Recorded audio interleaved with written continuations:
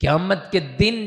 جب کچھ لوگوں کو ان کے اعمال کی وجہ سے دوزخ میں ڈال دیا جائے گا، اور کچھ ایسے ہوں گے کہ جنہیں کہا جائے گا کہ تم جنت میں چلے جاؤ، تو وہ کہیں گے اللہ کی بارگاہ میں، یا اللہ ہمارے کچھ وہ دوست ہیں وہ دوزخ میں چلے گئے، تو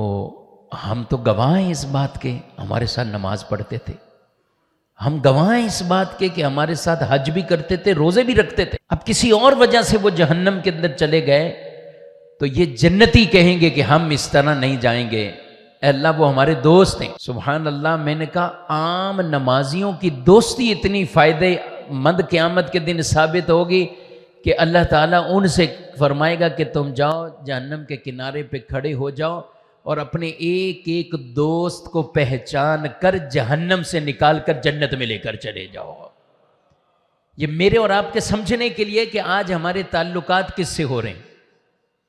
آج ہمارا وقت کن کے ساتھ گزر رہا ہے، ہماری دوستیاں کن کے ساتھ ہو رہی ہیں۔ ہاں، قیامت کے دن کچھ لوگ پچھتائیں گے، اور وہ کیا کہیں گے؟ وہ کہیں گے یا لیتنی لم اتخذ فلانا خلیلا، اے کاش فلاں کو دوست نہ بناتا۔ جو دوست قیامت کے دن پھنسوانے والے ہیں، تو قیامت کے دن 19ویں پارے کا پہلا رکوع خود بھی نکال کے پڑھ لیجئے، اس میں یہ آیتیں بالترتیب یہ بیان ہوئی ہیں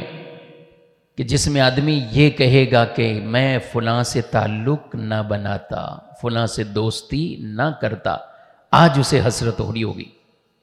لیکن پھر فائدہ نہیں ہے۔ تو اس لیے تعلق دوستی بھی قیامت کے دن جو فائدہ دے گی، اچھوں کے ساتھ وہ نسبت ہے، دوستیاں ہیں، یہ بھی قیامت کے دن فائدہ دیں گی۔ میں نے کہا عام نمازی یہ فائدہ دے گا، اور جن کی نسبتیں حضور کی اہل بیت اور صحابہ سے ہوں، اور جن کی نسبتیں امام الانبیاء سے ہوں، اور جن کی نسبتیں اللہ کے نیک بندوں اور اولیاء سے ہوں، یہ نسبتیں کتنی قیامت کے دن کام آنے والی ہیں۔ تو ہمارے تعلق نسبتیں اللہ شاد و آباد رکھے۔